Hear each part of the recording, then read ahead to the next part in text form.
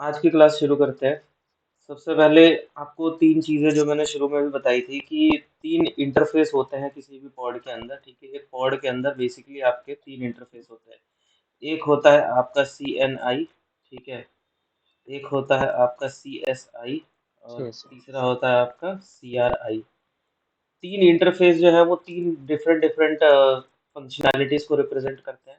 ये आपके नेटवर्किंग को रिप्रेजेंट करता है, ठीक है, ये आपका स्टोरेज को रिप्रेजेंट करता है, एंड जो तीसरा वाला है ये आपका कंप्यूट को रिप्रेजेंट करता है। कंप्यूट बोले तो जो कंटेनर होता है आपका, ठीक है, कंटेनर का कंप्यूट। तो इसमें आपका CPU एंड रैम एक साथ आ जाता है, ठीक है, ये कंबाइन होता है। तो ये तीन इंटरफेस पॉड के लिए बहुत जरूरी होते हैं, ठीक है। इसी के बेसिस पर आपको पॉड को रिसोर्सेज एलोकेट होती है।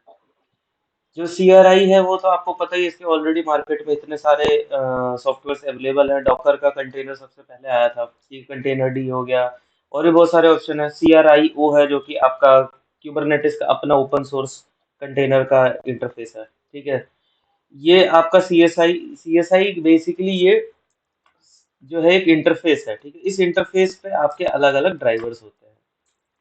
अब ये ड्राइवर्स क्या करते हैं, आपकी जो डिफरेंट डिफरेंट स्टोरेज टेक्नोलॉजीज होती हैं, ठीक है, मार्केट में स्टोरेज की जो टेक्नोलॉजीज है वहां से आपका रिसोर्स आता है और आपके पॉड के साथ अटैच हो जाता है, ठीक है। नेटवर्किंग मैंने आपको बताया था, CNI कैसे काम करता है। जो मैंने आपको ये भी बताया था कि जो क्यूबरनेटिस की डिफॉल्ट नेटवर्किंग है, इवन दो क्यूबरनेटिस नेटवर्किंग एक बहुत बड़ा मतलब ह्यूज टॉपिक है जिसको कि एक या दो दिन में कवर करना पॉसिबल नहीं है। हमने इसका एक बहुत छोटा सा इंस्टेंस देखा था जिसके अंदर हमने बात किया था सर्विसेज, ठीक है। तो क्यूबरनेटिस में क्या आपको पता ही है कि हर चीज ऑब्जेक्ट के फॉर्म में होती है। क्यूबरनेटिस में हर चीज ऑब्जेक्ट होती है, ठीक है। जो कि सबसे पहला ऑब्जेक्ट था पॉड, फिर उसके बाद मैंने आपको बताया था रेप्लिका सेट, ठीक है, फिर उसके बाद मैंने आपको बताया था डिप्लॉयमेंट, और मैंने आपको साथ साथ ये भी बताया था कि ये जो तीन चीजें हैं, देखो ये आपके, अगर आप इस लेवल पे डिवाइड करोगे तो आपको इन ऑब्जेक्ट्स को डिवाइड कर सकते हो, ठीक है। फिर आता है आपका सर्विस, ये सारा मैंने आपको बताया था, सारे जितने भी नोट्स, पूरे नोट्स मैंने आपको दिखाए थे कि क्या क्या चीजें हैं जो आपकी इसके अंदर में फॉल करती हैं। तो उसके अकॉर्डिंग ही आप अपने क्या कहते हैं कि अंडरस्टैंड कर सकते हो कि कौन सा ऑब्जेक्ट किस पर्टिकुलर कैटेगरी को बिलोंग करता है। तो आज हम बात करने जा रहे हैं स्टोरेज की, ठीक है। नेटवर्किंग पूरा नहीं किया है मैंने, लेकिन मैं स्टोरेज के ऊपर बात करने जा रहा हूँ ताकि आपको एक बेसिक तीनों का क्लियर हो जाए। ये वाले पार्ट्स मैंने आपको करके दिखा दिए थे प्रैक्टिकली, पॉड, रेप्लिका सेट, जी, डिप्लॉयमेंट। जी, सर्विस भी मैंने आपको एक एग्जांपल सर्विस का दिखा दिया था, नोड पोर्ट वाला, ठीक है। आज हम हम्म, बात करने जा रहे हैं, तो इसके अंदर होता है आपका परसिस PVC, ठीक है, सबसे इंपॉर्टेंट होता है PVC। इसकी हेल्प से आप क्या करते हो, इसकी हेल्प से आप अपने पॉड के साथ स्टोरेज को बाइंड करते हो। तो PVC क्या है, इसका एक थोड़ा सा फ्लो बता देता हूँ। फ्लो ये होता है कि आपका जो फिजिकल स्टोरेज होगा, ठीक है, फिजिकल स्टोरेज, अब ये आपका जिससे भी आ रहा है, चाहे वो किसी भी वेंडर से आ रहा है, ठीक है, डिफरेंट डिफरेंट वेंडर से आता है। इन पैरेलल एक और मान लो कि लेट्स से कि ये आपका क्लाउड, अच्छा हाँ, तो ये फिजिकल स्टोरेज मान लेते हैं, इसको हम क्लाउड स्टोरेज बोल देते हैं। अब क्लाउड स्टोरेज में आपको पता है कि हमेशा फिजिकल लेयर आपसे हाइड कर दी जाती है, तो यही रीजन है कि हम्म, मैंने इसको सेकंड नंबर पे रखा है। अगर आप वैसे देखोगे तो क्लाउड के अंदर भी आपको फिजिकल स्टोरेज का ऑप्शन मिल सकता है। क्यों? क्योंकि आप अगर ऑप्ट करते हो कि मुझे फिजिकल भी चाहिए, तो वो भी एक मॉडल होता है क्लाउड का, लेकिन उस मॉडल को हम यहाँ पे डिस्कस नहीं कर रहे हैं। तो हम हाई लेवल पे क्लासीफाई कर रहे हैं एक फिजिकल स्टोरेज की, मैंने अपना खुद का स्टोरेज लगाया और उसके बाद मैंने अपने क्यूबरनेटिस के साथ उसको प्लग कर दिया। तो इसमें क्या होता है, प्लग इन का कॉन्सेप्ट होता है। तो ये जो ड्राइवर्स है ना, ये जो तीन इंटरफेसेस है, ये बेसिकली प्लग इन का काम करते हैं। ये आप अपने क्यूबरनेटिस के अंदर जो पॉड है उसके उसको अगर आप मल्टी जो जो भी रिसोर्सेज देना चाहते हो, उसको आप different different services in interfaces के थ्रू प्लग इन करते हो, ठीक है। जैसे कि सर्विस था, सर्विस एक ऑब्जेक्ट था जो कि हेल्प करता है आपको डिफाइन करने में। लेकिन इस ये बहुत ब्रॉड कैटेगरी है, इसके अंदर बहुत, एक क्यूबरनेटिस की डिफॉल्ट नेटवर्किंग होती है, क्यूबरनेटिस की डिफॉल्ट नेटवर्किंग जो क्यूबरनेटिस प्रोवाइड करता है। इसके अलावा आप अपनी खुद की भी CRD डिफाइन कर सकते हो। अब CRD क्या होता है? CRD बेसिकली होता है कस्टम रिसोर्स डेफिनेशन, कि लेट्स से कि कुबरनेटिस के अंदर जितने भी ऑब्जेक्ट्स हैं वो आपकी रिक्वायरमेंट को फिट नहीं कर रहे हैं, तो आप अपने खुद के भी रिसोर्स डिफाइन कर सकते हो। कुबरनेटिस आपको ये भी फ्लेक्सिबिलिटी देता है। तो अगर आप कुबरनेटिस की नेटवर्किंग को यूज नहीं करना चाहते हो, तो उस केस में आप CRD के थ्रू भी नेटवर्किंग डिफाइन कर सकते हो, ठीक है। एग्जाम्पल के लिए जैसे Istio होता है, ठीक है, istio सर्विस मैश होता है, जो कि क्या करता है, ट्रैफिक को जो है वो कंट्रोल करता है आपके क्यूबरनेटिस के अंदर।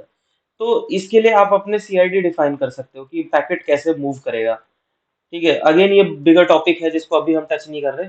हम वापस आना चाहते हैं स्टोरेज की बात पे। तो स्टोरेज के देखो एस्पेक्ट है कि अगर आपने फिजिकल स्टोरेज लिया, ठीक है, उस फिजिकल स्टोरेज से आप अपने प्लग इन करोगे KATS क्लस्टर में। अब यहाँ और इसके बीच में ना ये जो एरो बनाया है मैंने, ये बेसिकली ये बहुत ब्रॉड लेवल है, इसके बीच में कुछ चीजें आती हैं जो कि हम अगेन क्यूबरनेटिस का पार्ट नहीं है। याद रखना, क्यूबरनेटिस को जब भी कोई स्टोरेज मिलता है तो वो एक फाइल सिस्टम के फॉर्मेट में मिलता है। जब भी आप प्लग इन करते हो एक स्टोरेज को अपने क्यूबरनेटिस के पॉड के साथ, दैट मीन्स कि वो ऑलरेडी एक फाइल सिस्टम के फॉर्मेट में होता है। इसके पीछे की ये जो बैकएंड है, इसको हम बेसिकली बैकएंड बोलते हैं। इसको हम क्या बोलते हैं, बैकएंड। तो इस अच्छा। बैकएंड में इसके बाद आपका आता है क्यूबरनेटिस का क्लस्टर। तो इस क्लस्टर में आप क्या करते हो, यहाँ पे देखो, यहाँ पे एक होता है, इसी बैकएंड का एक पार्ट होता है जिसको हम बोलते हैं वॉल्यूम। ठीक है, और यहाँ से जब क्यूबरनेटिस पिक्चर में आता है तो ये बोलता है परसिस्टेंट वॉल्यूम। परसिस्टेंट वॉल्यूम, इस परसिस्टेंट वॉल्यूम से फिर आप बनाते हो परसिस्टेंट वॉल्यूम क्लेम। और उस परसिस्टेंट वॉल्यूम क्लेम को आप क्या करते हो, माउंट करते हो अपने पॉड के साथ, माउंटिंग विद पॉड। तो आपके पॉड के साथ माउंट होता है। अब जब देखो मैं पॉड माउंटिंग बोल रहा था, इसका मतलब ये नहीं कि पॉड का मतलब, देखो पॉड एक सिर्फ एक वर्चुअल इंटरफेस है, आपको मैंने बताया था। पॉड सिर्फ हम्म। एक गिफ्ट बॉक्स है, अंदर जो आप गिफ्ट रखते हो वो मेन चीज होता है। तो यहाँ पे अगर मैं माउंटिंग की बात कर रहा हूँ तो इसका मतलब ये है कि आप पॉड के साथ जब माउंट करते हो तो आप उसके अंदर स्पेसिफिक कंटेनर में माउंटिंग करते हो। ठीक है, अब वो आपके दो कंटेनर्स हैं तो ऐसा नहीं है कि बाय डिफॉल्ट आप पॉड पे माउंट करोगे तो दोनों पे चला जाएगा। आपको अपनी कंटेनर की डेफिनेशन में लिखना पड़ेगा कि आपको माउंटिंग करानी है, कहाँ करानी है, किसकी। एक साथ आप दो डिफरेंट स्टोरेज वॉल्यूम्स भी रख सकते हो। ठीक है, क्यूबरनेटिस का रोल कहाँ से पिक्चर में आ रहा है, क्यूबरनेटिस का रोल यहाँ से पिक्चर में आ रहा है, नीट एंड क्लीन डायग्राम।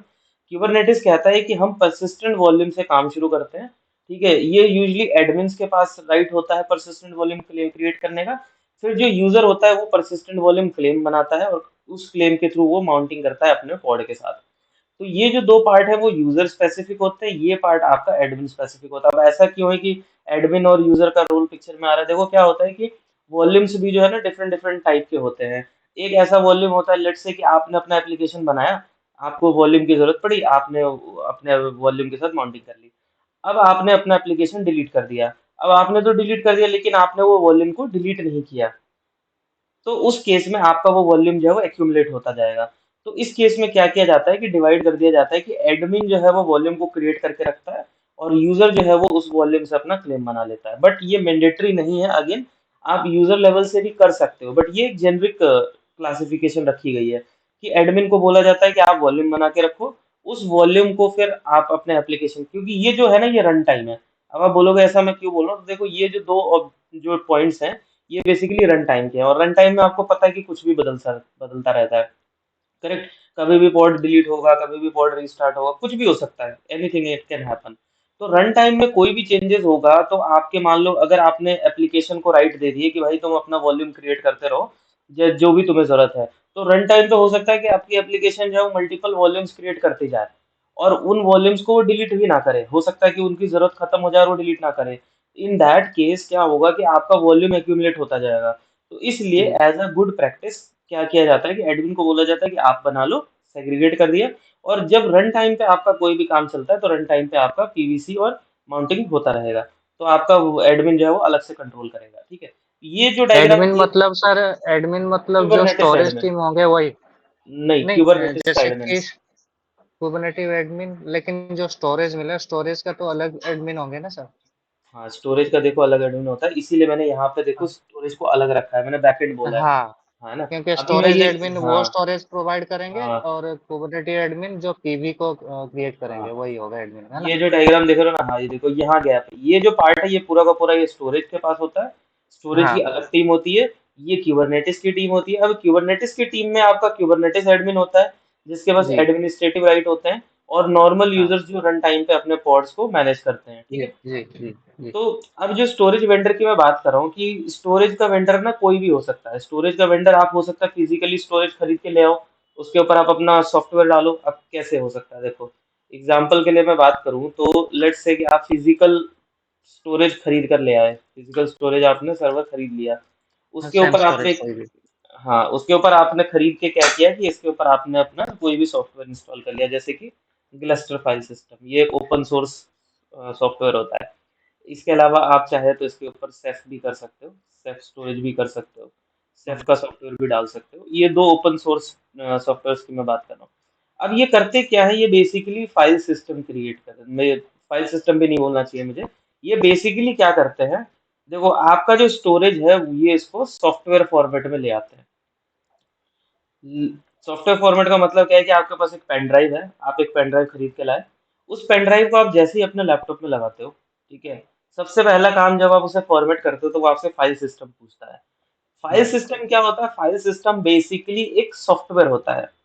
वो सॉफ्टवेयर जो आपके ओएस को बताएगा कि आपका फाइल डेटा कैसे मैनेज हो रहा है, कैसे रखना है, कैसे विजिबिलिटी रिट्रीव करना है, डिलीट करना है, कुछ भी करना है।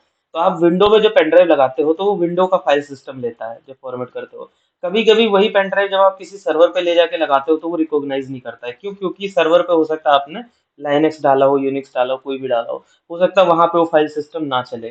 तो इसका मतलब ये होता है कि हर ऑपरेटिंग सिस्टम का अपना एक फाइल सिस्टम होता है, सपोर्टेड फाइल सिस्टम। विंडो का अपना है एनटीएफएस है, जो कि आप जानते हो अच्छी तरह की, पेन ड्राइव जब हम्म। लगाते हो तो आता है। ऐसे ही क्या कहते हैं, आपका लाइनेक्स के भी फाइल सिस्टम होते हैं, जैसे लाइनेक्स XFS में EXT4, हाँ। ईएक्सटी होता है, हाँ ईएक्सटी में आपके रिलीजेस है, ईएक्सटी 3 है, ईएक्सटी 4 है, एक्सएफएस फिर होता है, अभी तो ये सब, XFS लेटेस्ट है। हाँ हाँ, तो ये होते हैं बेसिकली फाइल सिस्टम, इनको हम बोलते हैं फाइल सिस्टम।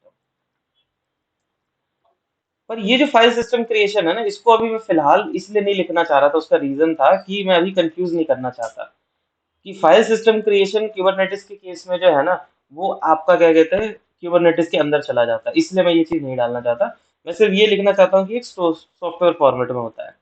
अब जो ठीक। दूसरा होता है, लेट से आप बोलते हो कि मैंने कोई क्लाउड स्टोरेज ले लिया, ठीक है, क्लाउड स्टोरेज ले लिया, फॉर एग्जांपल एडब्ल्यूएस से ले लिया, ठीक है, या आपने एज्योर से ले लिया, इनकी अलग अलग सर्विसेज होती हैं स्टोरेज की, ठीक है। फिर तीसरा केस मान लो कि आपने स्टोरेज जो है वो क्या कहते हैं कि वर्चुअल फॉर्मेट में कहीं और से ले लिया, वर्चुअल स्टोरेज। देखो वर्चुअल और फिजिकल जो है ना, ये दोनों सेम कैटेगरी में ही लाई करते हैं।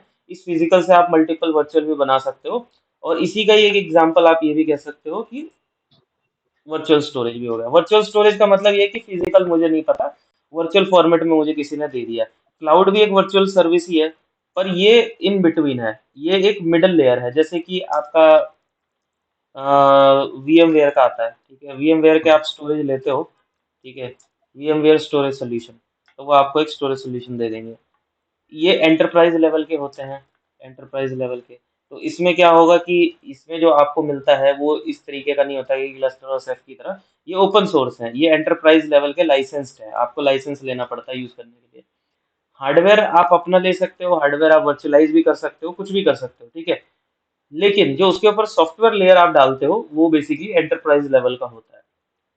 तीसरा जो है वो क्लाउड है, जिसमें कि वो पहले से ही बना के देते हैं, वो आपको सीधा फाइल सिस्टम देते हैं, फाइल सर्विस देते हैं, फाइल सर्विसेज। मोटिव ये है कि कभी भी कोई हार्डवेयर होता है ना, फिर कभी भी किसी भी स्टोरेज का जो हार्डवेयर होता है, स्टोरेज का हार्डवेयर, ठीक है, वो हमेशा कभी भी एक्सेसिबल डायरेक्टली यूज नहीं किया जा सकता जब तक कि उसमें आप एक फाइल सिस्टम ना डाल दो। फाइल सिस्टम के बाद आप उसको माउंटिंग करते हो, मतलब यूजर के पास जाता है। तो स्टोरेज हो गया layer one, physical layer. File system हो गया आपका software layer, second layer. And इस यूजर हो गया आपका एप्लीकेशन लेयर। तो जैसे आप अपना उसमें करते थे ना क्लासीफाई, क्या कहते हैं कंप्यूट के केसेस में सर्वर को, कि L1 हो गया हार्डवेयर, L2 OS हो गया, L3 OS कॉन्फ़िग हो गया। इसी तरीके से आप स्टोरेज की टेक्नोलॉजी को भी मेनली दो मेजर पार्ट में डिवाइड करते हो। एक होता है बिल्कुल हार्डवेयर पार्ट, जिसमें कोई इंटेलिजेंस नहीं होता है, फिर उसके ऊपर आप इसके ऊपर फाइल सिस्टम बनाते हो जो कि इंटेलिजेंट सिस्टम होता है, सॉफ्टवेयर लेवल, फिर वो यूजर के पास जाता है। तो ये जो फाइल सिस्टम शेयरिंग है ना, मेन मुद्दा क्या है कि हमें फाइल सिस्टम बनाना होता है। फाइल सिस्टम जो है क्रिएशन जो है, ये चीज अब जो है अलग अलग टाइप से भी हो सकती है, शेयरिंग भी अलग तरीके से हो सकती है। जैसे अगर आप क्लाउड वालों के पास जाओगे ना, तो वो आपको पहले से ही फाइल सिस्टम बना के देंगे। एज्योर का पहले से फाइल सिस्टम मिलता है, ठीक है, तो एज्योर एडब्ल्यू, अब देखो एज्योर एडब्ल्यूएस में डायरेक्टली लिख दूं ना, बट ये बोलना थोड़ा सा गलत होगा क्योंकि मैंने एज्योर एक बड़ा पोर्टफोलियो है, कैटलॉग है, समझ रहे हो, इसके पास मल्टीपल कैटलॉग है, इसके पास स्टोरेज का भी कैटलॉग है, सर्विस है। आप इनसे स्टोरेज लेके उसके ऊपर आप अपना फाइल सिस्टम बना सकते हो, या आप उनसे सीधा फाइल सिस्टम भी ले सकते हो सर्विस। तो स्टोरेज जो एक्सपोज किया जाता है, ठीक है, तो ये वाला जो पार्ट है, ठीक है। तो अगर मैं यही सेम चीज अगर बात करूं किसी क्लाउड प्रोवाइडर के केस में, जैसे AWS के, तो आप उनसे स्टोरेज ले सकते हो, उनकी स्टोरेज सर्विस, और उसके ऊपर आप अपनी पसंद का फाइल सिस्टम डाल सकते हो जो आपको अच्छा लगता है। या फिर आप उनसे सीधा फाइल सिस्टम सर्विस ले सकते हो, जिसमें आपको स्टोरेज लेने की जरूरत नहीं है, आपको सीधा फाइल सिस्टम मिलता है। समझ रहे हो पॉइंट? कि चाहे आप हार्डवेयर जी जी। खरीदो, चाहे आप उसके ऊपर की वीएम खरीदो। अगर आप हार्डवेयर खरीदते हो तो आप अपनी पसंद से वीएम चला सकते हो। आप अगर वीएम खरीदते हो तो हार्डवेयर से आपको कोई टेंशन नहीं है, हार्डवेयर पीछे वाला दे रहा है, आप सीधा वीएम ले रहे हो। इस तरीके से कोरिलेट करो। कोरिलेट बोला है, कंपेयर मत करना, कोरिलेशन। तो इस तरीके से होता है। पर जो अगेन मैं बात करूं, अगर मैं बात करूं इस चीज की कि लेवल पे क्लासिफाई करना है, तो फिजिकल लेवल, सॉफ्टवेयर लेवल, और तीसरा एप्लीकेशन लेवल। ठीक है, तीन लेवल हाई ब्रॉड कैटेगरीज में। और ये देखो, ये हर जगह होता है, ये आप किसी भी सोल्यूशन में जाओगे ना, किसी भी तरीके के सर्विसेज में, आपको ये यही लेवल मिलता है। पहला फिजिकल लेवल होता है, फिर उसका सॉफ्टवेयर लेवल होता है, और तीसरा यूजर लेवल होता है या application level. User slash application, ठीक है, कोई भी राइट वर्ड आप यूज कर सकते हो। अब चाहे आप क्लाउड से लो, चाहे आप वर्चुअल स्टोरेज बना के लो, चाहे खुद का फिजिकल स्टोरेज बना लो, उसके ऊपर क्लस्टर सेट डाल दो, इन तीनों ही मेथड से ये बेसिकली ये हो गए हैं प्रोवाइडर। इनको हम बोलते हैं क्यूबरनेटिस के टर्म्स में, इन्हें बोलते हैं स्टोरेज प्रोवाइडर। इन्हें हम क्या बोलेंगे? Storage provider. अब मैंने आपको प्रोवाइडर के सारे टाइप्स और एग्जाम्पल बता दिए, कितने कितने टाइप के आपके अलग अलग होते हैं, मिक्स एंड मैच बन सकते हैं। क्लाउड वाले में मिक्स एंड मैच होता है, ठीक है। आप स्टोरेज भी ले सकते हो, क्लाउड में आप फाइल सिस्टम भी ले सकते हो सीधा। वर्चुअल में आप सीधा अपने सॉफ्टवेयर डाल देते हो। इस वाले में तो पूरी ओनरशिप आपके पास है, फिजिकल भी आपका अपना है और फाइल सिस्टम भी आपका अपना है, सॉफ्टवेयर भी आपका अपना है। तो ये तीन तरीके के प्रोवाइडर्स होते हैं। और क्यूबरनेटिस का काम क्या है कि इन प्रोवाइडर्स से, चाहे वो कोई भी हो, इंडिपेंडेंट।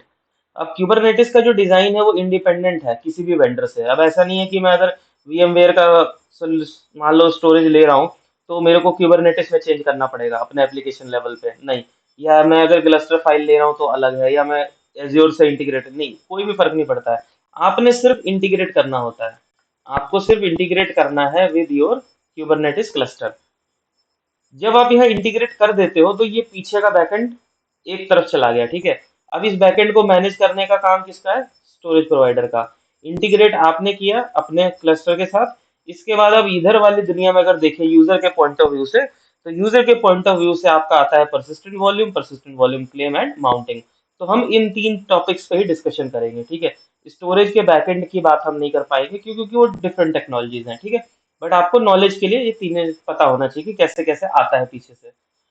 तो अब हम क्या करेंगे कि हम इसको देखेंगे कि क्या होता है। तो देखो, सबसे पहले आपको एक परसिस्टेंट वॉल्यूम क्रिएट करना पड़ता है।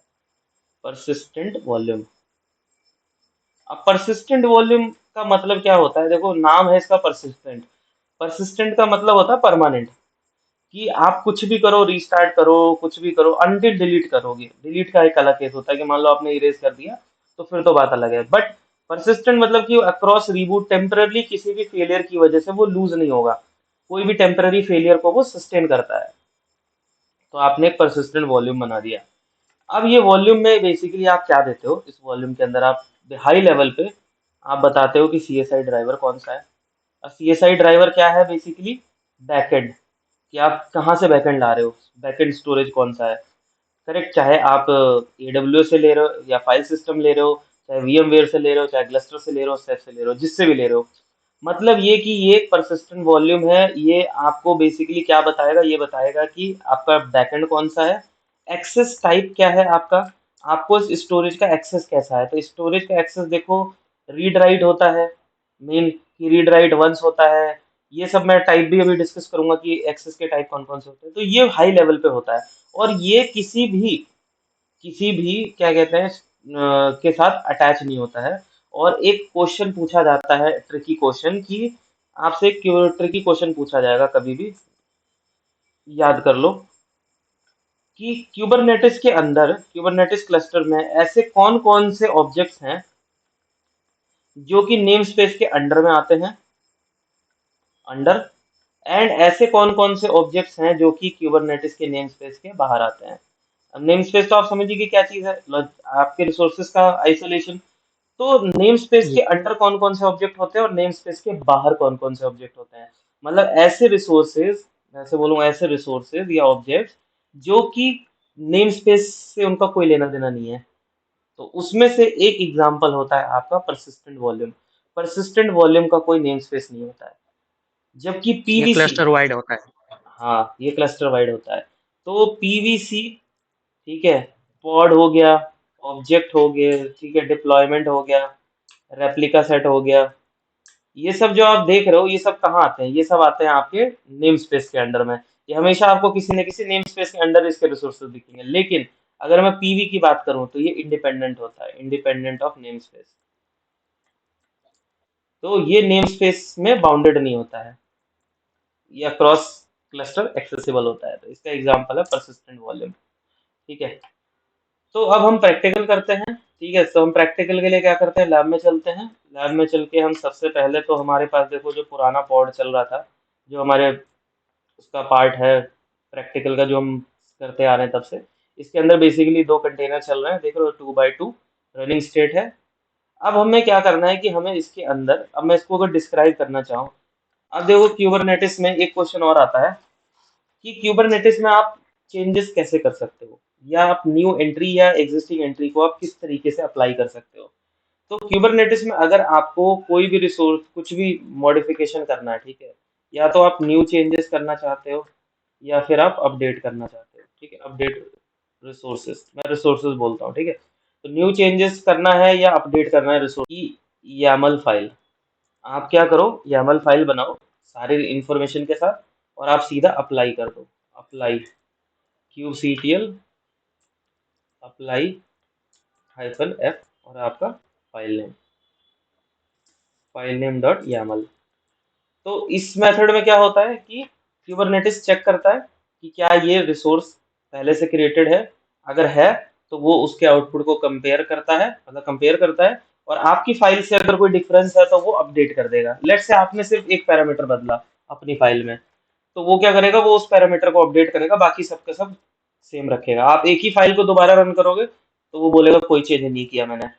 अ- अगर पहले से रिसोर्स एग्जिस्ट नहीं करता है तो वो उस रिसोर्स को क्रिएट कर देगा। तो जब आप क्यूसीटीएल अप्लाई करते हो तो ये क्या करता है, ये चेक करता है अगर रिसोर्स एग्जिस्ट करता है, इफ रिसोर्स एग्जिस्ट, तो ये क्या करेगा, ये कंपेयर करेगा, compare output with input YAML। तो आपकी जो, अब देखो मैं YAML बोल रहा हूँ, वो बेसिकली वो तो जेसन में काम करता है ना, क्यूबरनेटिस इंटरनली जेसन में काम करता है, ये हमारे लिए YAML होता है। तो कंपेयर करता है जेसन से, और अगर डिफरेंस मिलता है, इफ डिफरेंस फाउंड, तो वो क्या करेगा, apply changes, apply difference delta. तो जो भी डिफरेंस मिलेगा वो अप्लाई कर देगा। एग्जाम्पल के लिए तौर पे मान लो मैंने बोला कि मेरे पूरे के पूरे डेफिनेशन में एक पैरामीटर है जिसका नाम है रेप्लिका सेट काउंट, मैंने 1 से 2 कर दिया। अब मैंने फाइल बना रखी हुई है पहले से और मैं अप्लाई कर रहा हूँ, और मेरा अगर रिसोर्स एग्जिस्ट करता है, चलो मैं करके दिखा देता हूँ प्रैक्टिकली। लेट्स से कि अब आपके सामने एक है kubectl गेट पॉड, ये आपका पॉड है, आपको नंबर ऑफ कॉपी कितनी दिख रही है, एक। आप अगर डिफाइन देखोगे तो kubectl गेट डिप्लॉयमेंट, ठीक है, तो यहाँ पे आपको बताएगा कि ये डिप्लॉयमेंट है जो इस आपके पॉड को कंट्रोल कर रहा है। ठीक है, इस डिप्लॉयमेंट को जब आप डिस्क्राइब करोगे, दो तरीके होते हैं, एक होता है डिस्क्राइब का और एक होता है गेट। तो गेट डिप्लॉयमेंट लिख के आप क्या करोगे, अच्छा एक ये भी अच्छा तरीका होता है स्लैश लगाने का, जैसे कुछ देखो जनरली हम स्पेस लगाते हैं, डिप्लॉयमेंट स्पेस रिसोर्स का नाम, आप स्लैश भी कर सकते हो, क्योंकि क्यूबरनेटिस जो है जब वो कन्वर्ट करता है तो स्लैश में ही वो काउंट करता है। तो आप डायरेक्ट भी कर सकते हो, मतलब छोटी सी चीज़ है, कोई इम्पैक्ट नहीं है, लेकिन जस्ट एक पता के लिए बता दिया मैंने, -o YAML। तो ये क्या करता है, आपको पूरा इन्फॉर्मेशन बता देता है। तो इसने आपको ये बता दिया कि ये आपकी करंट डेफिनेशन है जो चल रही है। अब मान लो आपके पास YAML नहीं है, ठीक है, किसी रीजन से आपकी YAML फाइल डिलीट हो गई है, आपके पास YAML नहीं है, लेकिन आप चेंजेस करना चाहते हो। तो उस केस में आप क्या करते हो कि इसके आउटपुट को यहाँ पे आउटपुट डॉट YAML कर लो, आउटपुट 1.YAML। तो अब ये क्या करेगा, ये पूरे के पूरे आउटपुट को जो आपने अभी देखा, इस पूरे आउटपुट को इसमें देखो क्या किया, कैप्चर कर लिया। अब आप इसके अंदर चेंजेस कर सकते हो, VI आउटपुट 1.YAML। और यहाँ पे आपको जो चीज़ जमती है, जैसे कि लेट से आप बोलते हो कि मैं इसमें रेप्लिका काउंट कम कर बदलना चाहता हूँ। रेप्लिका काउंट यहाँ पे दिख रहा है कहीं? रेप्लिकास देखो, तो यहाँ पे रेप्लिका है 1, तो इसको मैंने कर दिया 2। अब क्या होगा, ये तो फाइल है, टेक्स्ट फाइल है, बेसिकली ये YAML फाइल है। अभी तक सिस्टम में कोई भी चेंजेस नहीं हुआ, आपने सिर्फ अपनी फाइल में। अब आप क्या करोगे, kubectl अप्लाई -f और आप इसको अप्लाई कर दोगे। अब ये क्या करता है, ये जब आप अप्लाई करते हो, आपने एक इनपुट फाइल दी है जिसका नाम है फाइल डेव डॉट यामल।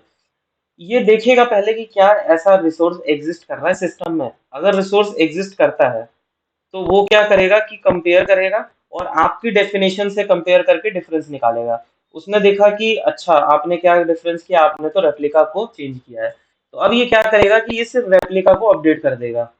तो यहाँ पे आपको आ रहा है कॉन्फ़िगर्ड। अब मैं लेट से मैं फिर दोबारा चला देता हूँ, अब देखो क्या करता है। अब ओके। हम एक बार चेक भी कर लेते हैं कि हमारा आउटपुट कितना क्या डिफरेंस हुआ है। तो यहाँ देखो आपको 2 पोर्ट दिख रहे हैं। तो ये एक तरीका होता है किसी भी रिसोर्स को मॉडिफाई करने का। तो इस तरीके से आप करते हो। तो ये तरीका क्या है, ऑफलाइन मेथड। ऑफलाइन मतलब मैं बोल रहा हूँ, ऐसा कोई रिटर्न वो नहीं है। ऑफलाइन मेथड का मतलब ये है कि मैंने क्या किया कि पहले अपने एग्जिस्टिंग सर्वर का मतलब रिसोर्स, चाहे वो मेरा अगर एग्जिस्टिंग है तो आउटपुट ले लिया, और अगर नया, अगर पहले से नहीं है तो उसकी YAML फाइल ली और उसको अप्लाई कर दिया। और हर बार जब भी मुझे चेंजेस करने हैं तो मैं क्या करता हूँ, YAML फाइल में चेंज करता हूँ। अब मुझे जब भी चेंज करना होगा तो मैं सीधा क्या करूंगा, VI इसी में चला जाऊंगा और यहाँ जाके मैं ये बदलता रहूंगा इसको। देखो अब मैंने 1 कर दिया, और जब मैं इसको 1 करूंगा तो ये तरीका होता है कि आप YAML फाइल बनाओ और हर बार आप YAML फाइल को अप्लाई करते जाओ, kubectl अप्लाई -f और फाइल। तो अगर वो पहले से एग्जिस्ट करता है तो वो कंपेयर करेगा और डिफरेंस को अप्लाई कर देगा, डेल्टा। अगर वो एग्जिस्ट नहीं करता है तो वो क्या करेगा, वो क्रिएट कर देगा। तो आसान मेथड है। अब YAML मेथड में क्यों बोल रहा हूँ फाइल मेथड, इसमें देखो क्या होता है कि ये ना एक बड़ी फाइल होती है। अब बड़ी फाइल में चेंजेस करना ना आसान नहीं होता, कई बार स्पेस गलत हो जाता है, कहीं इंडेंटेशन गलत हो जाती है। याद रखना, YAML फाइल्स में इंडेंटेशन बहुत इंपॉर्टेंट है। उसका मतलब क्या होता है कि लेट से मैं बता देता हूँ कि मैं क्या कहना चाह रहा हूँ। होम, हम एक बार फोल्डर पे जाते हैं, ठीक है। यहाँ पे अगर मैं आपको दिखाऊं अपनी YAMLs, तो किसी भी YAML को जब आप ओपन करते हो ना तो आपको ये दिखेगा कि इस YAML के अंदर स्पेस का बहुत इंपॉर्टेंस है। अगर आप एक भी स्पेस आगे पीछे कर दोगे तो आपका जो है वो YAML फाइल इनवैलिड हो जाएगा। तो इस फाइल को मॉडिफाई करने के लिए सबसे अच्छा और सेफ तरीका होता है कि इसको YAML में डाल दिया जाए, ठीक है। अगर वो नया है तो ऑब्वियसली YAML होगा ही होगा, और अगर वो एग्जिस्टिंग है तो आप आउटपुट ले लो, आउटपुट लेके उसको YAML में डाल दो। फिर आप अपने इस फाइल को अच्छे से वैलिडेट कर लो, और वैलिडेट करके फिर आप इसको अप्लाई करो। आपको एक मौका मिलता है कि आप अपना, आपके सिस्टम की जो कॉन्फ़िगरेशन है वो खराब नहीं होती।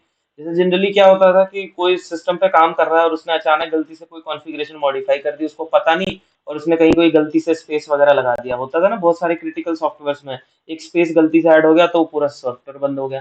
तो वो चीज़ यहाँ पे नहीं होती है। अगर आपकी इस फाइल में गड़बड़ है तो कुबरनेटिस अप्लाई नहीं करेगा। तो ये आपके लिए एक सेफ मेथड होता है चेंजेस करने का। दूसरा मेथड दूसरा मेथड होता है कि आप यहाँ पर लिख सकते हो kubectl, ठीक है। तो यहाँ पे आप रन कमांड यूज कर सकते हो। रन में क्या होता है, आप अपने आर्ग्यूमेंट्स पास कर सकते हो। यहाँ पे आप अपने आर्ग्यूमेंट्स दे सकते हो, जो भी आपको आर्ग्यूमेंट्स देने हैं, ठीक है। नेम, काउंटिंग, पैरामीटर्स की वैल्यू। पर इसमें क्या है ना कि ये लिमिटेड मेथड है। लिमिटेड बोले तो यहाँ पे आपको लिमिटेड आर्ग्यूमेंट्स मिलते हैं। आप सारे आर्ग्यूमेंट्स को मॉडिफाई नहीं कर सकते इस कमांड के थ्रू। तो इसलिए ये वाला मेथड थोड़ा सा होता है। और यहाँ पे भी क्या होता है कि आप, इसमें एक ऑप्शन होता है हाइफन हाइफन ड्राई रन। अब ड्राई रन क्या करता है कि वो एक्चुअली इंप्लीमेंट नहीं करता है, बट आपको एक YAML फाइल बना के दे देता है आउटपुट। तो आपको हेल्प मिल जाती है किसी भी ऑब्जेक्ट की रिसोर्स की डेफिनेशन को पढ़ने में। मान लो आपको लगता है यार मेरे को तो पता ही नहीं कि इसकी YAML होती कैसी है। मान लो फर्स्ट टाइम कोई ऑब्जेक्ट क्रिएट कर रहे हो और आपको पता ही नहीं पॉड की डेफिनेशन कैसी होती है। तो उस केस में आप इसको ड्राई रन करके आप वहां से उसके आउटपुट को देख सकते हो। टेम्पलेट, बेसिकली आप टेम्पलेट जनरेट के लिए यूज किया जाता है, टेम्पलेट जनरेशन। जब आपके पास कोई पीछे से सैंपल ना हो तो आप टेम्पलेट जनरेशन के लिए यूज कर सकते हो सैंपल। तो मैं वर्ड पहले लिख दूं, सैंपल टेम्पलेट जनरेशन, ठीक है। ये दो मेन मेथड्स हैं। तीसरा जो मेथड है वो basically only for editing. Only for editing only for editing editing का मतलब कि रिसोर्स पहले से एग्जिस्ट करता है।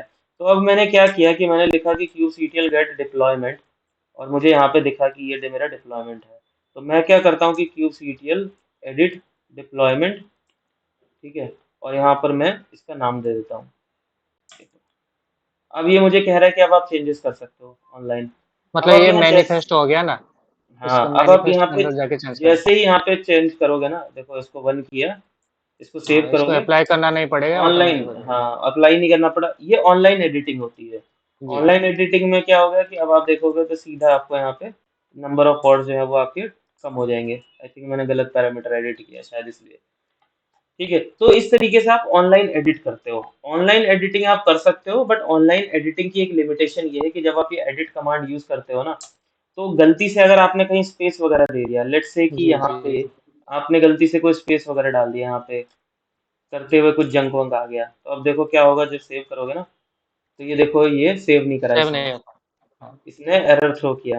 और जब आपको समझ में नहीं आया, आप फिर दोबारा ट्राई करोगे, तब ये बोलेगा कि देखो भाई आपने जो है एरर किया है इनवैलिड। क्यों? क्योंकि स्पेस को मैंने मिस किया। देखो यामल में हमेशा स्पेस मैटर करता है। अगर आप स्पेस गलत, एक स्पेस भी अगर गलत कर दोगे तो आपका जो है वो चेंजेस नहीं होंगे। तो यहाँ पे इसने बोल दिया, साथ के साथ ये इतना काइंड है कि इसने आपको एक फाइल भी दे दी YAML की। ये देखो ये फाइल है जिसको आप एडिट कर रहे थे, इसको पहले ठीक करो, और ठीक करके आप इस फाइल को अप्लाई कर सकते हो। तो ये ऑनलाइन एडिटिंग का मेथड है, बट ये इतना अच्छा नहीं माना जाता। बट अगेन देखो ऑप्शन सारे हैं, आपको जो मतलब सर पसंद आता है। मैनिफेस्ट में कोई भी हाँ, चेंज करें तो उसका बैकअप लेना जरूरी होता होगा फिर। बिल्कुल। क्यूबरनेटिस के अंदर बैकअप लेना हर एक रिसोर्स का आपको ले सकते हो, और वो लेने का तरीका सिंपल वही है जो मैंने आपको बताया। आप उसको जी जी आउटपुट लेके यामल बना लो, जी। YAML ले लो, उसका बाद में आप उसको अप्लाई कर सकते हो, ठीक है। पर देखो YAML में क्या होता है कि अब जो डिप्लॉयमेंट, जैसे डिप्लॉयमेंट ऑटोमेटिक वे में हेल्म के थ्रू होती है, और हेल्म में देखो YAMLs क्या है, बेसिकली आरपीएम्स हैं। आरपीएम, जब आप एक सर्विस डिप्लॉय करते हो तो सर्विस के मल्टीपल आरपीएम्स होते हैं जिसमें एक सीक्वेंस होता है। तो सीक्वेंस जिसको नॉलेज है वही उन सीक्वेंस को फॉलो कर सकता है, जिसको नॉलेज नहीं होती है वो हेल्म फॉलो करता है। तो हेल्म क्या करता है, वो सीक्वेंस को फॉलो करता है, ठीक है। चलो हेल्म की बात अभी फिलहाल के लिए साइड में रखते हैं, क्योंकि हेल्म थोड़ा हाई लेवल टॉपिक है अभी फिलहाल के लिए। तो ये तरीके हैं एडिटिंग करने के, ठीक है। तो इन तरीके से आप अपने क्यूबरनेटिस में रिसोर्सेज को अपडेट कर सकते हो, क्रिएट कर सकते हो, जैसा भी आपको अच्छा लगता है, ठीक है। अब हम क्या करते हैं कि हम बात करते हैं स्टोरेज की। तो मैंने सबसे पहले क्या किया है वो इंपॉर्टेंट है समझना। तो देखो अभी एग्जाम्पल, क्योंकि मुझे आपको डेमो देना है। अब डेमो देने के लिए देखो मेरे पास ना तो फिजिकल स्टोरेज है, ना तो मेरे पास वर्चुअल स्टोरेज है, और ना मेरे पास क्लाउड स्टोरेज है। तीनों में से मेरे पास कोई भी नहीं है। इसका मतलब ये है कि मैं डेमो कैसे दूं आपको। डेमो देने के लिए तो क्यूबरनेटिस कहता है कि एक चौथा तरीका भी हमारे पास होता है, उसको हम बोलते हैं लोकल स्टोरेज। अब लोकल स्टोरेज का मतलब क्या होता है, देखो ये सबसे मतलब गंदा मेथड होता है। इसका मतलब ये है कि आप जिस नोड पे अपना पॉड चला रहे हो ना, मतलब आप अपने नोड से ही स्टोरेज ले रहे हो। मतलब जिस होस्ट के ऊपर आप मान लो कि अपना काम कर रहे हो, आप उसी से ही स्टोरेज ले रहे हो। तो ये वाला मेथड, तो ये डेमो वगैरह के लिए ही ठीक होता है, टेस्टिंग वगैरह करने के लिए, पीओसीज वगैरह के लिए। तो ये मेथड आप मतलब प्रैक्टिकली आप एंटरप्राइज लेवल पे, कमर्शियल लेवल पे आप सॉल्यूशंस में नहीं डालते हो, बट ये ऑप्शन है। इसमें क्या होता है कि जो आपका होस्ट है, लेट्स से मेरा ये वाला नोड है, ठीक है। यूनेम हाइफन में अगर आपको दिखाऊं तो ये मेरा नोड है, ठीक है। इस नोड के ऊपर ही मैं अपने पॉड चलाता हूँ, और क्यूबरनेटिस के टर्म्स में अगर आप देखोगे तो मैं kubectl गेट नोड करता हूँ, तो यहाँ आपको दिखता है कि कंट्रोल नोड है, और मैंने अपने कंट्रोल नोड पे ही पॉड्स को अलाउ कर रखा है रन करने के लिए। तो यहाँ क्या होता है कि इस नोड के ऊपर है, तो मैं इसी नोड से स्टोरेज बोरो करूंगा। तो मैं कहूंगा कि भाई मुझे इसी नोड से स्टोरेज दे दो, क्योंकि मुझे परसिस्टेंट स्टोरेज बनाना है। मैं नहीं चाहता कि मेरे कंटेनर में जो भी डेटा राइट हो रहा है वो लूज हो जाए। तो इस वाले से भी मैं ले सकता हूँ स्टोरेज, ठीक है। तो आज हम डेमो के लिए ये वाला मेथड देखेंगे। तो अब हम सबसे पहले क्या करते हैं, सबसे पहले आपको पीवी बनाना होता है। तो देखो मैंने बना के रखा हुआ है, मतलब फाइल मेरे पास तैयार है, ये फाइल होती है। तो देखो ये तो आपको पता ही है, ये भी पता है, यही आपको बताता है कि आप किस ऑब्जेक्ट को डील कर रहे हो। काइंड सबसे इंपॉर्टेंट होता है। कभी भी आप किसी भी YAML को पढ़ो तो सबसे पहले वो काइंड देखो। काइंड ही बताएगा कि आप क्या पढ़ रहे हो। ये वॉल्यूम, परसिस्टेंट वॉल्यूम है। अब कोई कल को मुझे बोलता है कि मैं आपको पॉड की फाइल भेज रहा हूँ, पॉड डिप्लॉयमेंट की, मान लो डिप्लॉयमेंट की फाइल दे रहा हूँ YAML, और उसके अंदर लिखा हुआ है काइंड परसिस्टेंट वॉल्यूम, तो ऑब्वियसली कि मैं गलत फाइल पढ़ रहा हूँ, ठीक है। तो ये सबसे पहला आपका इन्वेस्टिगेशन पॉइंट होता है। ये एपीआई वर्जन बताता है कि किस एपीआई सर्वर का वर्जन क्या है। ठीक है, ये मेटा डेटा है, जिस नाम बेसिकली आप जो नाम देते हो अपने रिसोर्स का, तो रिसोर्स का नाम मैंने रखा है पीवी परसिस्टेंट वॉल्यूम हाइफन के फोर ई डेमो। तो ये हमारा एक परसिस्टेंट वॉल्यूम है, ठीक है। इसकी कैपेसिटी कितनी रखी है मैंने, 1 GB, तो इसकी कैपेसिटी है 1 GB। वॉल्यूम मोड क्या है, ये फाइल सिस्टम है, तो ये बेसिकली फाइल सिस्टम है। और एक्सेस कैसे होगा, रीड राइट वंस, ठीक है। एक ही बार इसको रीड राइट किया जा सकता है, एक once, only once. Persistent volume reclaim policy की ये रिटेन हो जाएगा, इसको वापस क्लेम किया जा सकता है, एक बार से ज्यादा क्लेम कर सकते हो। स्टोरेज की क्लास देखो, लोकल स्टोरेज, तो यहाँ पे जो था ना बेसिकली ये हो जाते हैं आपके क्लासेस। तो अभी यहाँ पे आप इसको दूसरे नाम से क्या जानते हो, स्टोरेज क्लासेस। तो जब आप किसी भी फाइल के अंदर पढ़ते हो स्टोरेज क्लास, तो वो बेसिकली स्टोरेज क्लास नेम, तो वो आपको बताता है कि कहाँ से आपका स्टोरेज आ रहा है। तो इस तरीके से हो ओके। सकता है, क्लस्टर एफएस हो सकता है, मतलब जो एसएफ हो सकता है। सर जो लोकल स्टोरेज है, मतलब अपना जो होस्ट मशीन होगा उसी से ही वो उठाएगा स्टोरेज। हाँ, ये होस्ट और पाथ है ना, देखो। एनएफएस वगैरह के लिए सर, हाँ, एनएफएस जो सैम स्टोरेज के लिए वहाँ मेंशन करना पड़ेगा ये चीज़। एनएफएस देखो, जो एनएफएस है ना, एनएफएस की जो बात कर रहे हो वो फ्लैश यहाँ से वगैरह के आते लिए हैं, cluster file cluster systems, NFS. ये हाँ सब। हाँ। क्यों, ये एनएफएस का ही पार्ट होते हैं, क्योंकि आपने फाइल सिस्टम कहाँ बनाया है, आपने फाइल सिस्टम स्टोरेज के ऊपर बनाया हुआ है। उस स्टोरेज को जी। आपने नेटवर्क के थ्रू एक्सपोज किया है आपने, ये भी आपका एनएफएस का पार्ट है, क्लाउड स्टोरेज। क्योंकि क्लाउड आपके तो सिस्टम पे है नहीं, ये तो कहीं दूर उसकी स्टोरेज सर्विस है, आपने इंटीग्रेट किया है। तो एनएफएस का मतलब होता है file system over network, file ठीक। System over network. तो नेटवर्क के ऊपर अगर मुझे कोई फाइल सिस्टम बना बनाया दे रहा है, दैट इज माय एनएफएस। तो यहाँ स्टोरेज, जब आप क्लाउड की कैटेगरी में जाते हो और वहां से अगर आप फाइल सिस्टम उनसे ले रहे हो, तो उनका फाइल सिस्टम है, आप सिर्फ माउंटिंग कर रहे हो, तो दैट मीन्स कि वो एनएफएस बन गया। एनएफएस देखो, एज सच कोई फाइल सिस्टम नहीं होता है। हम्म। एनएफएस बेसिकली क्या बताता है कि फाइल सिस्टम कहीं और बना हुआ है, आप उसको माउंटिंग कर रहे हो अपने सिस्टम के माउंटिंग साथ, कर रहे हैं, हाँ। है ना। तो एनएफएस का मतलब होता है फाइल सिस्टम ओवर नेटवर्क। अब वो फाइल सिस्टम उसकी जो उधर बना हुआ है, अब वो ईएक्सटी भी हो सकता है, वो एक्सएफएस भी हो सकता है, वो विंडो का भी हो सकता है, कोई सा भी हो सकता है। तो एनएफएस कोई फाइल सिस्टम नहीं होता है, एनएफएस जस्ट एक मीडियम होता है जिसके ऊपर फाइल सिस्टम जो है वो एक्सपोज किया जाता है आउटसाइड के साथ। तो यहाँ पे आपका ये होस्ट पाथ आएगा। होस्ट पाथ क्यों, क्योंकि ये लोकल स्टोरेज है। तो मैंने बताया ठीक। कि देखो एक काम करो, मेरे एक ड्राइव से यहाँ से फोल्डर उठा लो और यहीं से आप अपना स्टोरेज बना लो। तो होम रॉकी क्रिएट डेटा करके फोल्डर दिख गया आपको, तो इसके हाँ। अंदर क्या होगा, यहाँ पे हमारा स्टोरेज दिखेगा। तो यहाँ पे देख लो test1.txt। अब मैं ये दिखाना नहीं चाह रहा था, बट चलो मैंने दिखा दिया। अब देखो क्या होता है कि अब पहले, सबसे पहले तो हम अपना फाइल सिस्टम, ये मतलब परसिस्टेंट वॉल्यूम क्रिएट कर लेते हैं। तो इसके लिए हमें क्या करना है, क्यूसीटीएल अप्लाई हाइफन एफ, और ये हो गया आपका pv1.yaml, ठीक है।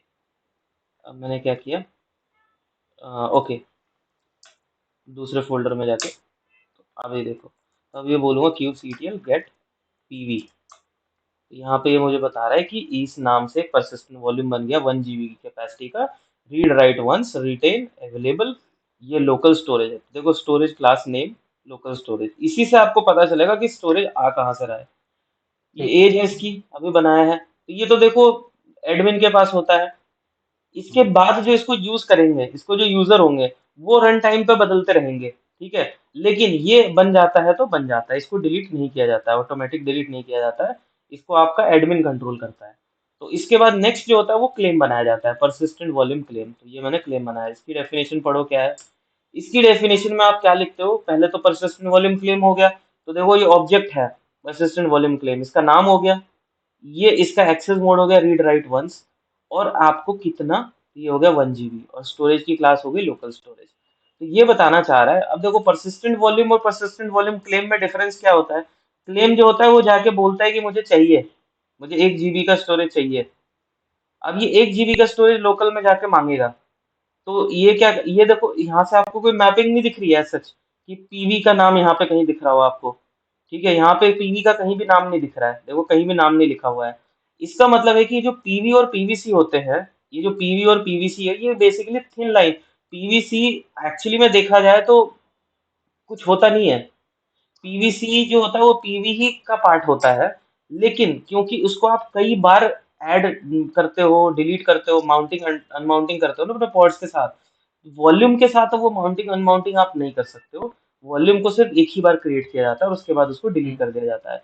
तो ये जो बार बार रन टाइम पे आप माउंटिंग और अनमाउंटिंग करते हो, उस चीज को इससे इम्पैक्ट ना आए इसलिए एक ये वर्चुअल ऑब्जेक्ट बना दिया। तो परसिस्टेंट वॉल्यूम क्लेम और परसिस्टेंट वॉल्यूम ऑलमोस्ट सेम चीज ही होती है। तो आप कई जगह ऐसा भी हो सकता है कि आप परसिस्टेंट वॉल्यूम क्लेम सीधा बना दो, आपको पीवी बनाने की भी जरूरत ना पड़े। क्यों? क्योंकि दोनों एक्चुअली में एक ही होते हैं। इसको आप बार बार क्लेम कर सकते हो, इसको आप एक ही बार क्रिएट कर सकते हो। बस यही एक डेफिनेशन है। देखो मैं कंफ्यूज नहीं कर रहा हूँ, बट मैं बताने की कोशिश कर रहा हूँ कि पीवी और पीवीसी में ज्यादा मेजर डिफरेंस नहीं होता है। अगर आप दूर से देखो तो वो दोनों एक ही दिखेंगे। पीवीसी बेसिकली क्लेम होता है कि मान लो एक मैनिफेस्ट हो गया कि भाई ये मैं इसको यूज करूंगा। ठीक है। अब मैं उसको 10 बार करूं, 100 बार करूं, रन टाइम पे 50 बार करूं, लेकिन जो क्लेम है, जो मेरा जो बना हुआ स्टोरेज वॉल्यूम है, वो डिलीट नहीं होना चाहिए। तो इसलिए कई बार सेग्रीगेट करने के लिए परसिस्टेंट वॉल्यूम और उसके ऊपर परसिस्टेंट वॉल्यूम क्लेम बोला जाता है। बट दोनों का मतलब आपस ये में कोई, यूजर लेवल हाँ, का हो गया परसिस्टेंट वॉल्यूम। हाँ, वो क्लेम करने के लिए जो परसिस्टेंट हम वॉल्यूम बस, वॉल्यूम हाँ, दिए हैं हाँ, उसको क्लेम करने के लिए हो क्लेम गया। का मतलब बस नाम है एक तरीके से कि हाँ मैं क्लेम इस कर रहा हूँ और कुछ नहीं है। वो एक्चुअली ठीक। में आप स्टोरेज ही कह सकते हो एक तरीके से। तो या तो आप पीवी बनाओ और उसके ऊपर पीवीसी बनाओ, या आप सीधा पीवीसी भी बना दो। जरूरी नहीं कि आप पीवी बनाओ, पीवीसी भी जो पीवी का ही रोल प्ले करता है। ठीक है। तो यहाँ से आपका ये बन गया।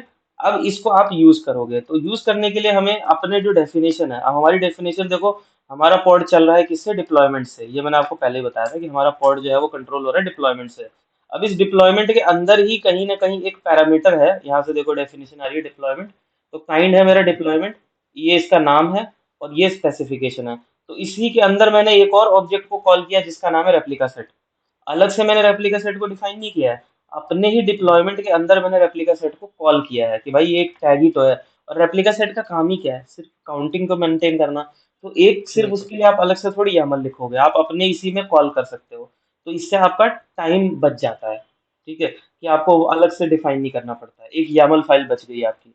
तो ये कॉल कर दिया, इसके नीचे आप अपना ये सब देख रहे हो। सिलेक्टर तो आपको पता ही है, नेटवर्किंग में काम आता है।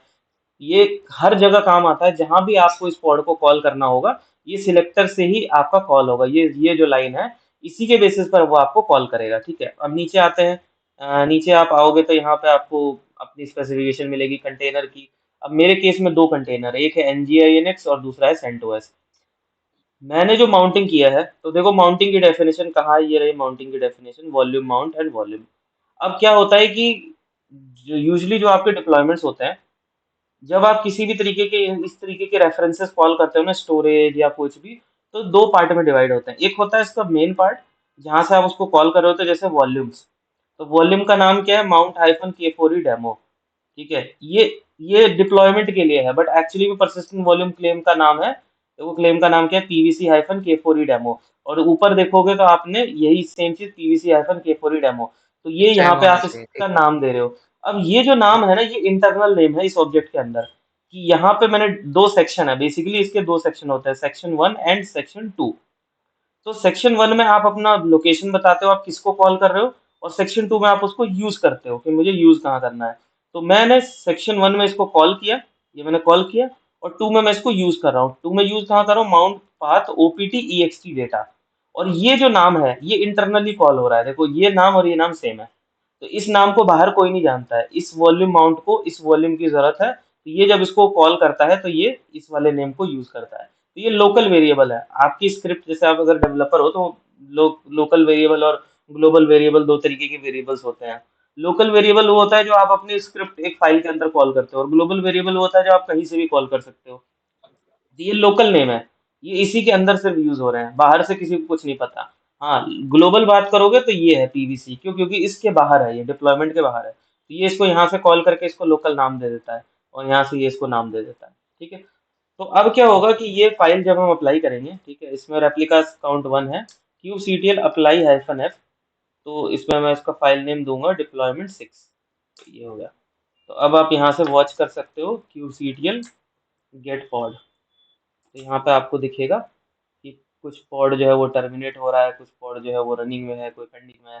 मतलब ये देखो टाइम लेता है इसको स्टार्ट होने में, क्यों, क्योंकि अब ये काउंटिंग देखो हमारी 1 है।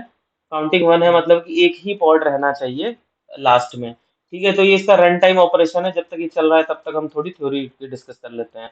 तो देखो, आप समझ गए कि स्टोरेज का जो फ्लो है वो किस तरीके से है। आज मैं मतलब नोटपैड पे नहीं, नोट उस पे नहीं दिखा रहा वन नोट में ड्रॉ करके, वो मैं नेक्स्ट कभी क्लास में अच्छे से बता दूंगा। तो स्टोरेज में क्या होता है कि अब ये जो स्टोरेज में बात कर रहा हूँ कुबरनेटिस के अंदर विद इन K8s क्लस्टर, ठीक है। तो मैं K8s क्लस्टर के अंदर बात करूँ कि ये कैसे काम करता है।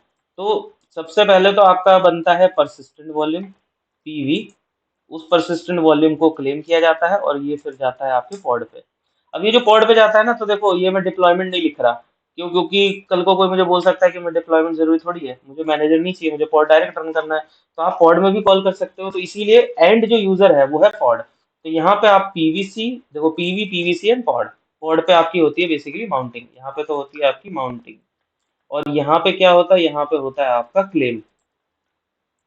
अब क्लेम का मतलब ये होता है कि रन टाइम पे मैं इस मेन वॉल्यूम को डिस्टर्ब करने की बजाय, कभी भी मेरे को माउंटिंग अनमाउंटिंग करनी हो तो वो मैं इसके थ्रू कर सकता हूँ। तो एक क्वेश्चन और आता है, पीवी और पीवीसी के बीच में रिलेशन, ठीक है। तो जो पीवीसी होता है वो पीवी को कॉल करता है, ठीक है। हम्म, तो इसको अगर आप बोलोगे 1 to 1 हो सकता है, ठीक है। मतलब कि एक परसिस्टेंट वॉल्यूम को एक पीवीसी कॉल कर सकता है, 1 to many भी हो सकता है। आप मल्टीपल पीवीसी भी बना सकते हो। मतलब ये कि आपका मान लो एक पीवी बन गया 10 जीबी का, ठीक है। और आप इसके आगे मान लो कि आप कहते हो 1 जीबी का पीवीसी, एक पीवीसी आपने बनाया 1 जीबी का। एक और पीवीसी आप बना सकते हो 1 जीबी का, और आप कितने भी बना सकते हो, और इसको मल्टीपल टाइम कॉल कर सकते हो। तो एक ओके। पीवी और पीवीसी के बीच में आप मल्टीपल टाइम्स क्लेम कर सकते हो, ठीक है। मतलब रिलेशन वन और 1 to many होता है। अब देखो ये यहाँ पर चल रहा है, ठीक है। अभी कुछ माउंटिंग अनमाउंटिंग चल रही होगी इसकी बैकएंड में, देखते हैं क्या चल रहा है। क्यूसीटीएल गेट पॉड तो अभी पेंडिंग में है, और एक पुराना जो है वो पड़ा हुआ है, वो अभी तक टर्मिनेट नहीं हुआ। तो एक काम करते हैं, मुझे लगता है शायद कुछ ना क्लस्टर में हुआ होगा। तो अभी ट्रबल शूट तो मैं नहीं कर पाऊंगा, कह रहे हैं server does not have a resource. इसका मतलब है कि, अच्छा मैंने गलत लिखा है, क्यूसीटीएल डिलीट पॉड। तो एंड में क्या होगा कि ये जो वॉल्यूम है ये आपको अपने पॉड के अंदर दिखाई देने लगेगा। तो वही मुझे आपको प्रैक्टिकल करके दिखाना है। तो अभी यहाँ पे बहुत सारे चल रहे हैं, तो एक काम करते हैं, हम अपने वाले पे काम कर लेते हैं। क्यूसीटीएल गेट पॉड, तो क्यूबरनेटिस लेवल पे कुछ एडमिन लेवल पे कुछ चल रहा है, ठीक है। ये वाला मेरा पॉड 20 सेकंड पहले आप देख रहे हो ये हो चुका है। तो मैं एक काम करूंगा, मैं इसमें लॉग इन कर लूंगा। तो क्यूसीटीएल एग्जीक्यूट इट, ठीक है। पॉड का नाम, ठीक है। कंटेनर का नाम भी चाहिए, -c। कंटेनर का नाम देखो ये है मेरा CentOS। और उसके बाद हाइफन हाइफन आपको फिर कमांड देनी पड़ती है, तो मैं लिखता हूँ bin bash, बस। ठीक है। तो ये मैं पॉड में आ गया। अब आप यहाँ पे df-kh करो, तो यहाँ पे आपको क्या दिखता है, कुछ दिख रहा है? ext, एक काम करते हैं हम जाते हैं opt, कहाँ माउंटिंग किया था हमने, ext डेटा। अच्छा इसमें माउंटिंग हुई नहीं है, तो इसका मतलब है कि अपना कुछ गड़बड़ चल रहा है। क्यूसीटीएल गेट पॉड, हाँ, दैट मीन्स कि ये माउंटिंग यहाँ पे हुई नहीं है। एक मिनट रुको, क्यूसीटीएल गेट डिप्लॉयमेंट, गेट डिप्लॉयमेंट, ठीक है, -o। और इसके आउटपुट को हमें देखना पड़ेगा। ओह सॉरी, ये यहाँ पे हुआ -o YAML, यहाँ से आपको ये दिखेगा। इसके अंदर देखो मैंने जो बनाया है, शायद मैंने opt ext डेटा और ये pvc, ठीक है। तो qctl get pvc, ऐसा क्यों बोल रहा है, मैंने pvc क्रिएट नहीं किया क्या? एक second, qctl get pv, PBC. हाँ शायद मैंने pvc क्रिएट नहीं किया है, ऐसा है क्या? नहीं, एक पीबीसी सेकंड, नहीं किया हमने। हो सकता है, हाँ शायद इसीलिए वो नहीं दिख रहा है। तो qctl अप्लाई -f हो जाता है कभी कभी, तो इसको अप्लाई करते हैं। हाँ, क्रिएट ही नहीं किया था। तो गेट पीवीसी हो गया, पीबीसी, तो देखो हाँ, अब पीवीसी होगा। क्रिएट हो गया। अब देखो मैंने पीवीसी जो है वो 1 जीबी का रखा है। अगर मेरा पीवी जो है, अगर मेरा पीवी है यहाँ पे 1 जीबी, तो मैं पीवीसी 1 जीबी रख सकता हूँ। मैं पीवीसी जो है वो 1 GB से कम भी रख सकता हूँ, लेकिन मैं पीवीसी जो है वो 1 GB से ज्यादा नहीं रख सकता। क्यों? क्योंकि मेरा वॉल्यूम ही 1 GB का है। तो ये बस याद रखना रिलेशन, कि पीवी और पीवीसी के बीच में जो रिश्ता है, कि आप अगर 10 GB का पीवी है तो आप उसको मल्टीपल पीवीसी में बांट सकते हो, लेकिन एक पीवीसी को आप 10 GB से ज्यादा नहीं दे सकते। समझ गए? एक पीवी ठीक जो है वो पीवीसी हो सकता है, ठीक है? एक पीवीसी जो है वो एक पीवी हो सकता है। अभी एक बार यहाँ भी देख लेते हैं, गेट पॉड। अच्छा ठीक है, इसको मैं डिलीट कर देता हूँ, क्योंकि शायद इसमें माउंटिंग जो है वो नहीं हो पाई होगी, मुझे ऐसा लगता है। ठीक है, तो अभी हमको जो है वो पॉड दिखना चाहिए, मतलब माउंटिंग दिखनी चाहिए कि उसी के पॉड।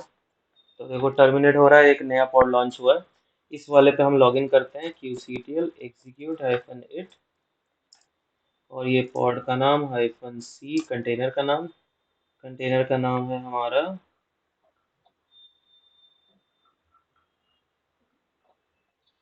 कंटेनर का नाम क्या था, कंटेनर हाइफन पॉड, हाँ सेंटोस, और हाइफन हाइफन ये हो गया हमारा बिन बैश। ठीक है, तो यहाँ पे मुझे आइडली दिखना चाहिए, देखो दिख रहा है। यहाँ पे आप देख रहे हो, यहाँ पे है। ext डेटा दिख रहा है। ठीक है, ठीक। तो यहाँ पे आपको ext डेटा दिख गया। अब इसके अंदर में मैं क्या करता हूँ, opt ext डेटा, अब मैं यहाँ जाता हूँ, तो यहाँ देखो एक फाइल पड़ी हुई है, और इसको मैं अगर ओपन करता हूँ तो यहाँ लिखा हुआ है कि this file has been edited for the first time inside pod something ID लिखी हुई है। मैंने बहुत पहले कोई पॉड डिप्लॉय किया था उसकी आईडी, जो कि अभी करंट तो बिल्कुल नहीं है। ठीक है, यहाँ पे आप देखोगे KFSN ये G2 है। तो अब मैं क्या करता हूँ, हम्म। मैं इस फाइल को एडिट करता हूँ vi टेस्ट, और मैं लिखता हूँ कि this file has been edited second time from inside pod, और मैं इसके यहाँ पे पॉड का नाम डाल देता हूँ, qctl गेट पॉड। यहाँ पे देखोगे तो ये वाला पॉड का आईडी है, ये मेरा पॉड आईडी हो गया। अब लोकल वाले में क्या होता है, तो लोकल में देखो ये बताया था मैंने कि जब आप ये डिफाइन करते हो, तो ये आपने एक मिनट, वो कहाँ था, qctl, ठीक है फाइल में ही पढ़ लेता हूँ। पीवी की डेफिनेशन अगर आप देखोगे, तो इस वाले डायरेक्टरी को मैंने बेसिकली माउंट किया था। यहाँ पे आप देखोगे तो test1 पड़ा हुआ है, और ये देखो this file has been edited second time from this. तो इसका मतलब ये है कि आपने किया कुछ नहीं, आपने अपने पॉड का जो डेटा है, फोल्ड डायरेक्टरी है, opt ext डेटा, उसको आपने अपने नोड के एक डायरेक्टरी के साथ माउंट कर दिया। तो जो भी डेटा आप अपना, जो भी डेटा ये पॉड राइट कर रहा है यहाँ पे, तो अभी मान लो कुछ भी डेटा वगैरह मैं रन टाइम पर राइट करता हूँ, वो सारा डेटा यहाँ से आपका बेसिकली होस्ट नोड पे चला गया, होस्ट के पास चला गया। तो यहाँ से ये डेटा परसिस्टेंट हो गया। लेकिन अभी क्या होगा कि आपके होस्ट को सब कुछ पता है कि आप क्या क्या फाइल स्टोर कर रहे हो। तो ये वाला सोल्यूशन इसीलिए जो है अच्छा नहीं माना जाता है। अब मैं क्या करता हूँ कि मैं इसको डिलीट कर देता हूँ। ठीक है, qctl गेट पॉड, ठीक है, और मैं यहाँ पे लिख देता हूँ qctl डिलीट पॉड। तो अभी देखो आपके पॉड का आईडी क्या है, KFS9N। ठीक है, ये आपको यहाँ फाइल में भी दिख रहा है KFS9N।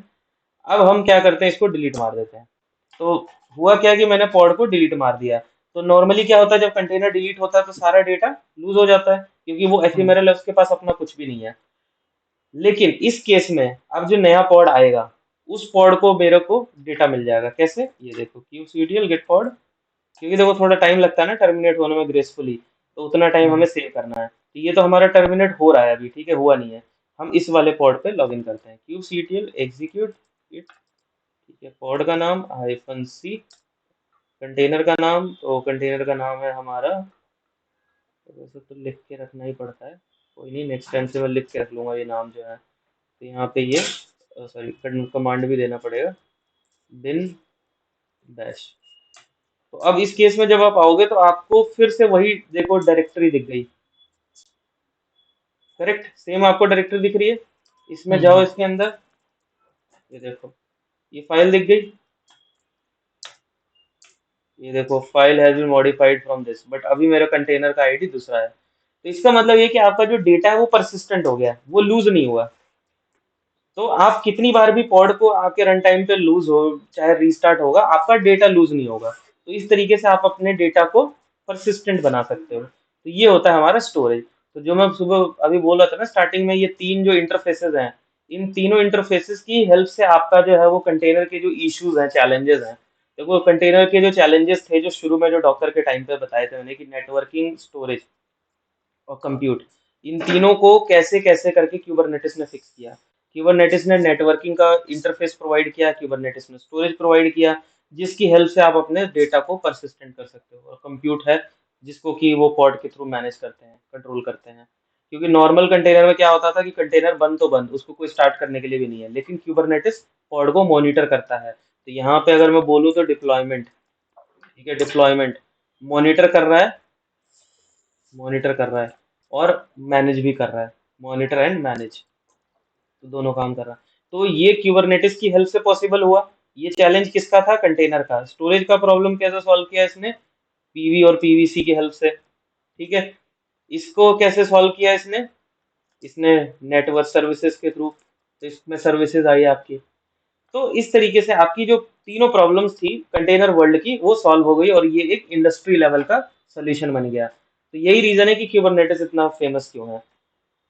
हम्म, तो समझ गए, देखो तीनों को मैंने एग्जांपल के साथ भी समझा दिया। हालांकि मैंने जितने भी एग्जांपल दिए हैं वो बहुत कम है, लिमिटेड है, ठीक है। नेटवर्किंग के ऊपर भी बहुत बड़ा टॉपिक है जो डिस्कस करना है। स्टोरेज के ऊपर ज्यादा नहीं है, बट हाँ स्टोरेज पे भी डिस्कस किया जा सकता है। और इसके ऊपर तो हम कर ही रहे हैं, ये तो हम सारी क्लासेस में करते हैं। तो इसके ऊपर मैं नेटवर्किंग पे वापस आऊंगा। यहाँ तक आपको सारी चीजें समझ में आई ना, मतलब जो भी मैंने जी। अभी तक बताया? ठीक है, तो चलो फिर हम नेक्स्ट क्लास में मिलते हैं।